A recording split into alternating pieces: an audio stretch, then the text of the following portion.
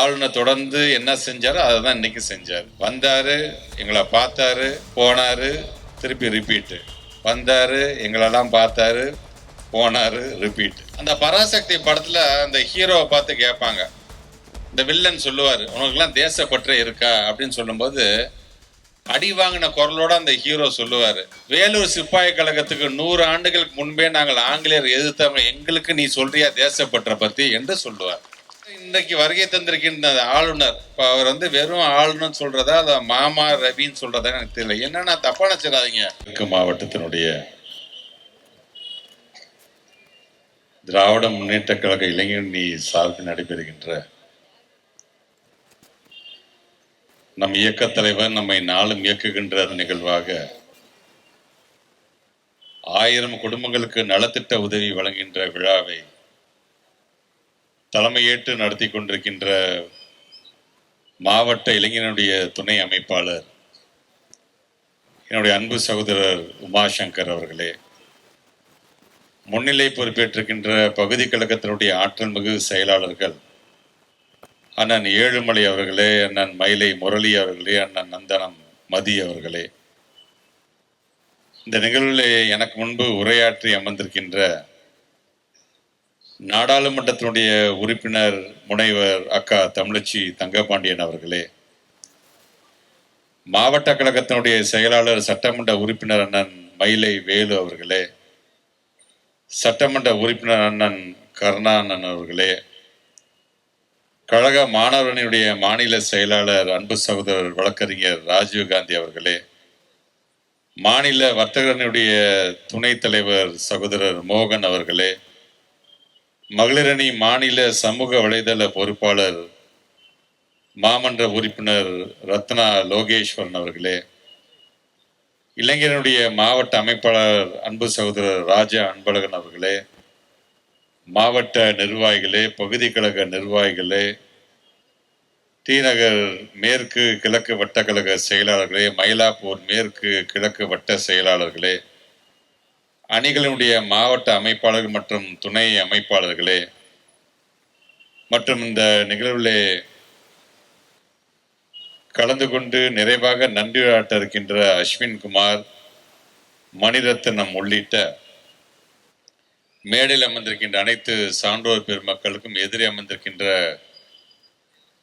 கழகத்தினுடைய உடன்பிறப்புகள், ஒட்டுமொத்தமாக சொல்ல வேண்டும் என்று சொன்னால் முத்தமிழறிஞர் கலைஞருடைய உயிரினும் மேலான அன்பு உடன்பிறப்புகள், உங்கள் அனைவருக்கும் என்னுடைய வணக்கங்கள்.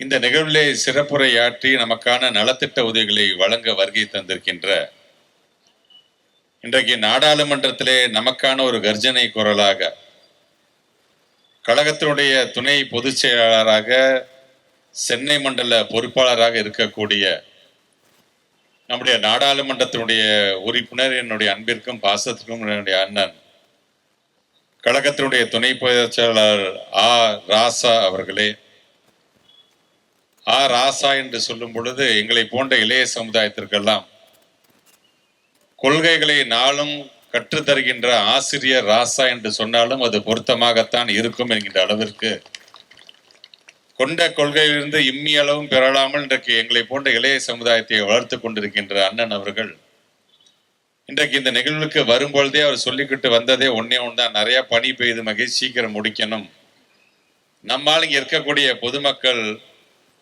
அவருக்கு இந்த துன்பத்திற்கு ஆளாகிவிடக் கூடாது என்று சொல்லிக் கொண்டேதான் வந்தார்.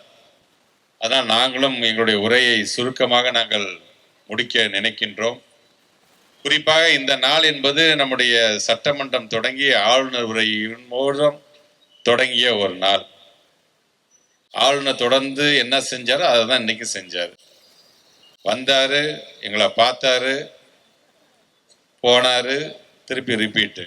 வந்தாரு, எங்களெல்லாம் பார்த்தாரு, போனாரு, ரிப்பீட்டு.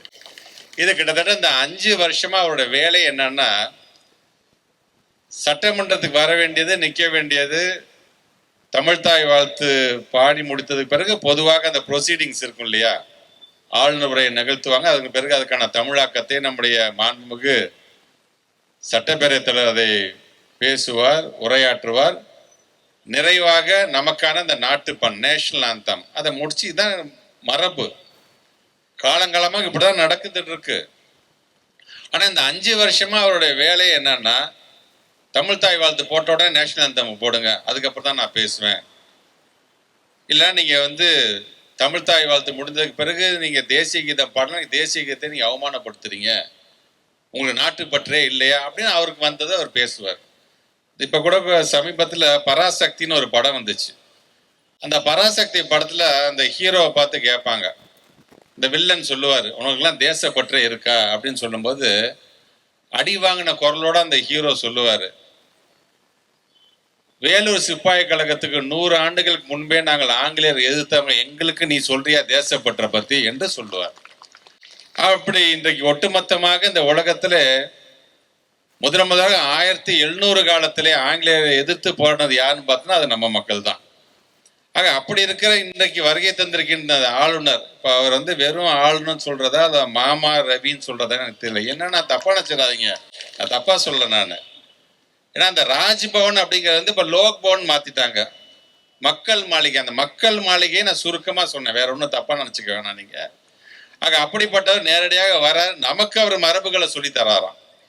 இது முத்தமிழர் கலைஞர் அவர்களால் வளர்த்தெடுக்கப்பட்ட ஒரு இயக்கம். இங்கே உட்கார்ந்துருக்க ஒவ்வொருவரும் அவருடைய உடன்பிறப்போ எங்களுக்கு நீங்க சொல்லித்தர வேண்டிய அவசியம் இல்லை சார். அதில் என்ன சொல்லியிருக்காங்கன்னா, அந்த ஆளுநர் உரையில நாம் செய்திருக்கின்ற சாதனைகள், அதனால் அது சொல்றதுக்கு அவரால் முடியல. இதை நம்ம சொன்னோம்னா நம்மளுடைய ஹெட்மாஸ்டர், நம்மளுடைய தலைவன் அங்கே உட்காந்துக்கிட்டு நாளைக்கு நம்மளுடைய ஆளுநர் பதவியை பிடுங்கிடுவாங்களோன்னு பயம். ஆக அதை சொல்லாம அதை தப்பிக்கணும். அதுக்கு என்ன சாக்கு சொல்லலாம் அப்படிங்கிறதுக்காக இப்படிலாம் சொல்லிட்டு வெளில போறாரு. போனதுக்கு அப்புறம் ஒரு 11-12 விதமான காரணங்களை சொல்றாரு. நான் ஏன் இன்னைக்கு ஆளுநரையை படிக்காம நான் வெளியேறினேன் அப்படின்னு ஒரு 12 காரணங்களை அவர் சொல்லி இந்த லோக் பவன்லேருந்து நீங்க அமுச்சு வைக்கிறாங்க அந்த காரணம்லாம். ஆனால் உதாரணத்துக்கு ஒரு பள்ளிக்கல்வித்துறை அமைச்சர் அது 8வது காரணமாக அவர் சொல்லக்கூடியது என்னன்னா, இங்க கல்வி தரம் சரியாக இல்லை அப்படின்னு சொல்லி அதை பத்தி பேச. உதாரணத்துக்கு ஒன்று எடுத்துக்கோங்க, ஒரு ஆட்சி மாற்றம் ஏற்பட்ட பிறகு கொரோனா இப்படி இல்லாம இருந்த பொழுது இயல்பு வாழ்க்கை கூட நம்ம வரல. ஆனால் அன்றைக்கு ஒரு தலைவன் ஒட்டுமொத்தமாக இந்த இந்தியாவுக்கு ஒரு முன்னுதாரணமாக ஒரு திட்டத்தை அவர் கொண்டு வர. என்ன? இல்லம் தேடி கல்வி அப்படிங்கிற ஒரு திட்டம். இந்த திட்டம் என்ன செய்ய போகிறது? 19லேருந்து 20 வரைக்கும் 21 வரைக்கும் கிட்டத்தட்ட 2 ஆண்டுகள் பள்ளிக்கூடத்துக்கே போகாத பிள்ளைகள், புத்தகத்தை எடுத்து பிரட்டி படிக்காம மறந்ததே பிள்ளைகள், எழுதுவதற்கே மறந்த அந்த பிள்ளைகளை மீண்டும் இந்த பள்ளிக்கூடத்தை கொண்டு வரணும்னா வெறும் பள்ளிக்கூடத்தை மட்டும் கொண்டு திறந்துட்டா மட்டும் பத்தாது. அந்த 2 ஆண்டுகளுக்கு இருந்த இடைவேளை எப்படி நாம் போக்க வேண்டும் என்று சொன்னால் கிட்டத்தட்ட 1,76,000 தன்னார்வலர்களை கொண்டு கிட்டத்தட்ட 34 லட்சம் பிள்ளைகள் 1ஆம் வகுப்புலேருந்து 8ஆம் வகுப்பு வரைக்கும் படிக்கக்கூடிய 34 லட்சம் பிள்ளைகள் இருக்கிற இடத்துக்கே தேடி போய் அந்த பிள்ளைகளுக்கு பாடத்தை சொல்லி கொடுத்து அதன் பிறகுதான் பள்ளிக்கூடத்தை திறந்து அந்த பள்ளிக்கூடத்தில் மீண்டும் அந்த பிள்ளைகளை நாம் சேர்த்தோம்.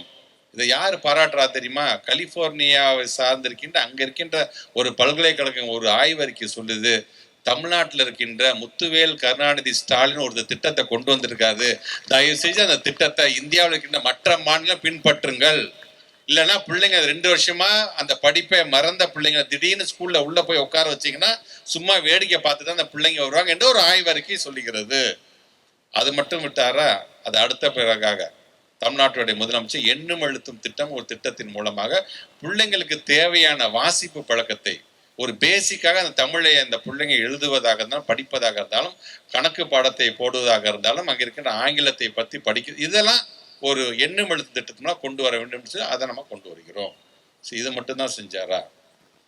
ஒட்டுமொத்தமாக உலகத்திலே காலை உணவு திட்டம் அப்படிங்கிற ஒரு திட்டத்தை கொண்டு வந்த ஒரே தலைவன் யார் என்று சொன்னால் இன்றைக்கு நாம் யாருக்கு பிறந்த நாள் கொண்டாடி கொண்டிருக்கோம்னா அந்த தலைவன் தான். இதை பார்த்து இன்னைக்கு கனடா நாடாக இருந்தாலும் லண்டனாக இருந்தாலும் ஏன் இலங்கையாக இருந்தாலும் இன்னைக்கு அவங்க அதை பின்பற்றுகிறார்கள் என்று சொல்லும்போது அது மட்டுமல்ல, இந்தியாவில் இருக்கின்ற மற்ற மாநிலங்களும் அவங்களுடைய IAS அதிகாரிகளை அனுப்பி வச்சு இங்க இருக்கக்கூடிய மாடலை பார்த்து எப்படி இந்த காலை உணவு திட்டத்தை நீங்க செய்யறீங்க, இது எப்படி நீங்க செயல்படுறீங்க கத்துக்கிட்டு நீங்க அவங்களுடைய மாநிலத்தில் இப்ப அதை செயல்படுத்துறாங்க பார்த்தீங்களா, அதுதான் இந்த திராவிட மாடல் அரசு மிகப்பெரிய வெற்றியாக நம்ம அதை பார்க்கின்றோம். கிட்டத்தட்ட ஒரு நாளைக்கு 20 லட்சம் பிள்ளைங்க வயிறார சாப்பிட்டுட்டு ஸ்கூலுக்கு போகக்கூடிய ஒரு திட்டத்தை கொண்டு வந்த அந்த தலைவன் நன்றாக வாழ வேண்டும் என்பதற்காகத்தான் இன்றைக்கு இது போன்ற ஒரு நிகழ்வை நாம் எடுத்துக்கொண்டிருக்கோம். சரி, இது மட்டும்தான் செஞ்சோமா? ப்ரீமியம் இன்ஸ்டியூஷன் பிள்ளைங்க பொதுவாக பார்த்தீங்கன்னா கல்லூரி 12th முடிச்சதுக்கப்புறம் கல்லூரியில் போய் சேருவாங்க. சேர்றதுன்னு பார்த்தீங்கன்னா இன்னைக்கு அதுலேயே நாம் தான் டாப்ல இருக்கிறோம்.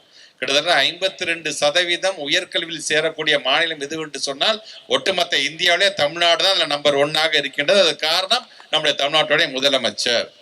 சரி, 12வது படிச்சா ஏதோ ஒரு கல்லூரியில சேர்த்தான் அப்படின்னு நம்ம இருந்ததுக்கு போக தமிழ்நாட்டு முதலமைச்சர் சொன்னாரு, இந்த பிரீமியம் இன்ஸ்டிடியூஷன் நம்ம சொல்றோம்ல, ஐஐடியில சேர்வதாக இருந்தாலும் சரி, ஐஐஎம்ல சேர்வதாக இருந்தாலும் சரி, நிப்ட்ல சேர்றதாக இருந்தாலும் சரி, நிப்டம்ல சேர்றதாக இருந்தாலும் சரி, இந்த மாதிரி உயர்ந்த இடத்தில் இருக்கக்கூடிய மட்டுமே சேரக்கூடிய ஒரு நிறுவனங்கள் இருக்கும் பாத்தீங்களா, அந்த கல்வி நிறுவனங்கள் நம்ம பிள்ளைங்க ஏன் நம்ம சேர்க்க கூடாது, அதற்கான ஒரு முயற்சி நீங்க செய்யுங்க என்று சொல்லும் பொழுதுதான் இன்றைக்கு மாதிரி பள்ளிகள் மூலமாக அத்தியபூத்த மாதிரி 2021க்கு முன்பாக ஒரு 4 பேர் 5 பேர் இந்த மாதிரியான நான் சொன்ன இந்த உயர்கல்வி நிறுவனங்களை சேர்றாங்க, பெரிய விஷயம். ஆனா இந்த 4 வருஷத்துல கிட்டத்தட்ட நம்முடைய பிள்ளைகளும் கிட்டத்தட்ட 1878 பிள்ளைகளை போய் நாங்க சேர்த்து இருக்கிறோமே, ஒட்டுமொத்த இந்தியா முழுவதும், ஒட்டுமொத்த உலகம் முழுவதும். அதற்கு காரணம் தமிழ்நாட்டுடைய முதலமைச்சர் கொண்டு வந்த மாதிரி பள்ளிகள் திட்டம். சரி, இப்படி ஒவ்வொன்றையும் நம்ம பார்த்து பார்த்து செஞ்சனாலதான் இந்த சமகர சிக்ஷா அப்படிங்கிறது மூலமா நமக்கு வர வேண்டிய நிதி இருக்கு பாத்தீங்கன்னா, ஒன்றிய அரசாங்கத்திலிருந்து அந்த ஒன்றிய அரசாங்கம் நமக்கு வர வேண்டிய நிதி மட்டும் கிட்டத்தட்ட பள்ளி கல்வித்துறைக்கு மட்டும் வர வேண்டிய நிதி கிட்டத்தட்ட 3458 கோடி ரூபாய் இன்னைக்கு வழங்காம இருக்கிறாங்க. காரணம் என்ன தெரியுமா? மும்மொழி திட்டத்துல கையெழுத்து போடுங்க, இங்க கையெழுத்து போடுங்க, இந்த பக்கம் பணம் தரேன் என்று அவர்கள் சொல்லியிருக்காங்க. அதனால்தான் தமிழ்நாட்டுடைய முதலமைச்சர் சொன்னார், உன் கொள்கையை ஒத்துக்கிட்டு நான் பணம் தரதுன்னு சொன்னா நீ கொடுக்கக்கூடியது அது 10,000 கோடியாக இருந்தாலும் எனக்கு இந்த பணம் தேவையில்லை, எங்க பிள்ளைகளை எப்படி படிக்க வேண்டும் எனக்கு தெரியும் என்று சொன்னார். பாத்தீங்களா, அந்த முதலமைச்சருக்கு தான் இன்னைக்கு நான் பிறந்த நாள் கொண்டாடி கொண்டிருக்கின்றோம். அதுதான் இன்னைக்கு ஆளுநர் உரையில பேசும்பொழுது, இருமொழி என்பது எங்களுடைய இரு விழிகளுக்கு சமமானது, அதுல என்றைக்குமே நாங்கள் தடமாற மாட்டோம் என்று சொல்றோம். பாத்தீங்களா, அதான் அந்த ஆளுநரால் படிக்க முடியல, சாக்கு பக்கம் வாங்கிக்கிட்டு வெளியில கிளம்பணும் தான் அவர் பார்க்கிறார். அடுத்த ஆண்டும் ஆளுநர் படிக்க மாட்டார், அடுத்த ஆண்டு நாம தான் ஆட்சியில் இருப்போம், நாம் இதே நிலையில் தான் நாம் இருக்க போகிறோம். ஆக அப்படிப்பட்ட ஒரு கொள்கை வீரனாக இருக்கக்கூடிய நம்முடைய தமிழ்நாட்டுடைய முதலமைச்சருடைய பிறந்தநாளை ஒட்டுமொத்த தமிழ்நாட்டிலே முதல் மாவட்டமாக இன்னைக்கு நம்முடைய தென்மேற்கு மாவட்டம் கொண்டாடுறீங்க. அதுல கலந்து கொள்ளக்கூடிய மிகப்பெரிய வாய்ப்பை எனக்கு வழங்கியிருக்கின்ற மாவட்ட கழகத்திற்கும் தம்பி உமாசங்கருக்கும் என்னுடைய நன்றியை தெரிவித்துக்கிறேன். அக்கா பேசும்போது சொன்னாங்க பாத்தீங்கன்னா, எனக்கு அதிகப்படியான வாக்களை கொடுத்து நான் அலையக்காக கொண்டு போய் டெல்லியில உட்கார வச்ச மாவட்டம் என்று சொன்னாங்க. பார்த்தா அக்கா சும்மா இல்ல, அங்க போய் நம்முடைய முத்தமிழர் கலைஞருக்கு பாரத ரத்னா விருது வழங்கிட வேண்டும் என்று நாடாளுமன்றத்தை உறக்க சொல்லக்கூடிய அந்த குரலை தந்தது யாருன்னு பாத்தீங்கன்னா, இந்த மாவட்டம். உங்களுடைய பங்கு அதிகமாக இருக்கிறது. ஆக இன்றைக்கு உங்கள் வீட்டு பிள்ளைகளாகத்தான் மேடையிலுக்கு நாங்கள் ஒவ்வொருவரும் இருந்து கொண்டிருக்கின்றோம். ஆக வருகை தந்திருக்க நீங்கள் வருகின்ற 2026 இன்னொரு 40 நாள் தான், அடுத்த தேர்தல் காலத்துக்கு போயிடுவோம். இப்ப இருந்து தேர்தல் காலத்துக்கு போக ஆரம்பிச்சிட்டோம்.